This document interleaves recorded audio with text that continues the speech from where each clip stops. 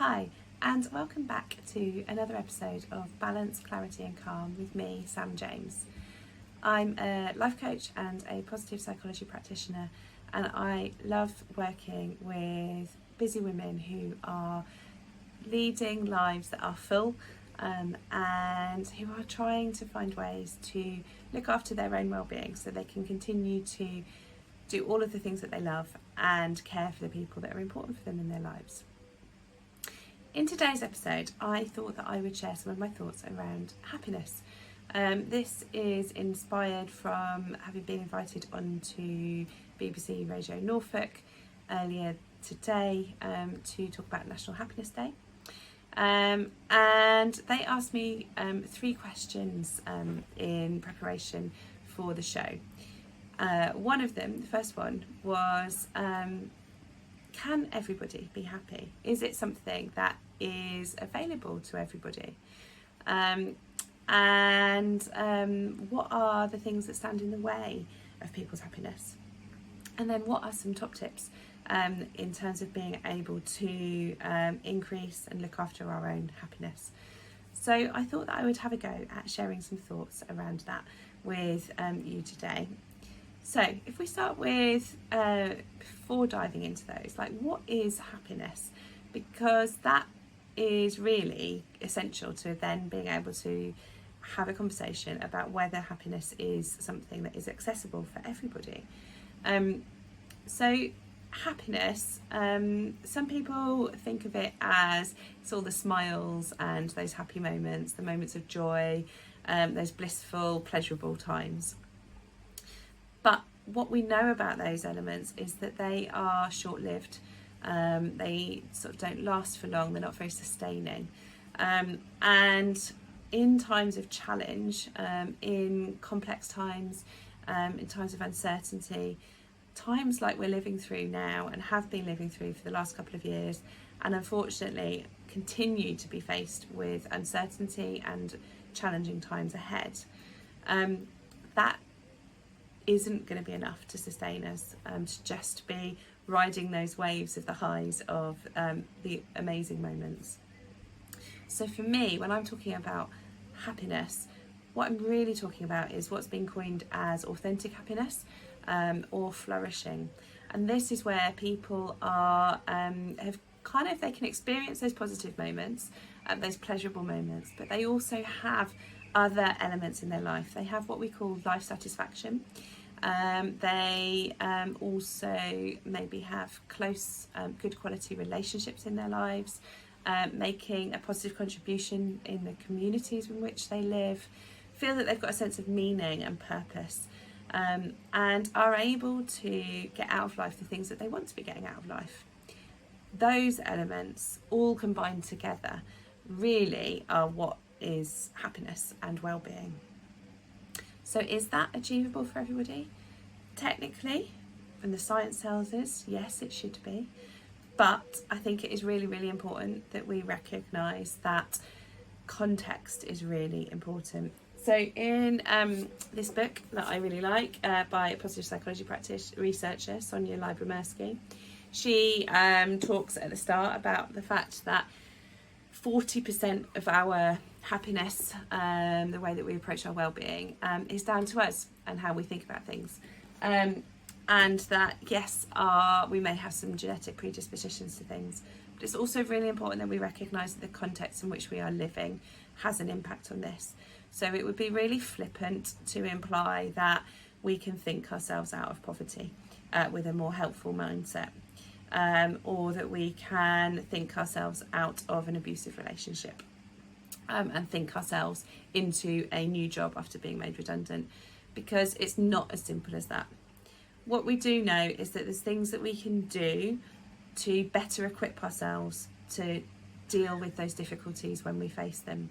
And that's where resilience really comes in. It's about knowing that we've got the resources on board, if you like, and around us to be able to steer through those choppy waters. So how can we do that? And what are the things that get in the way? one of the things that gets in the way is that we have what's called a negativity bias as human beings. Our brain is wired to notice the the challenges, the threats, the things that we could do better.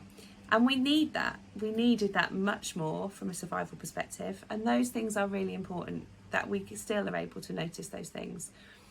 But what we also need to be able to do is notice the other stuff, the positive moments, the things to celebrate, the things to savour, the things around us, those moments of kindness that we witness, of real human compassion. So it's how can we do that? Because what we know is that if we are able to also experience, notice and hold on to those moments, it becomes like a positive upward spiral. We're more likely to then be able to experience more of them. We are more likely to exhibit what we call pro-social behaviours. So we're more likely to carry out acts of kindness, feel grateful for things, help other people, be a more proactive member in our community. We are more likely to be able to kind of find solutions to things. Our memory gets better, which, you know, that's always a good thing. And our health improves as well. So the more that we can try and support ourselves to build more of these well-being and happiness practices, the better we will be able to ride the storms that we experience. So how can we do it? There's lots of different ways. Some of my favourite ones are to savour the good moments. So this is the opposite of what we call ruminating. So you know how we like to have a good old moan, you know, somebody's annoyed us or something's happened, a kind of something we feel a bit kind of frustrated about, and we love to tell our mates about it and our family, and we kind of go over and over and over and over it. Well, that's not very good for us. So one thing you could do is stop doing that, call yourself out on it. The second thing you could do is to then do that about the nice things that have happened. So maybe you saw something really lovely, or something left you feeling inspired, or just something beautiful in nature, and you share that.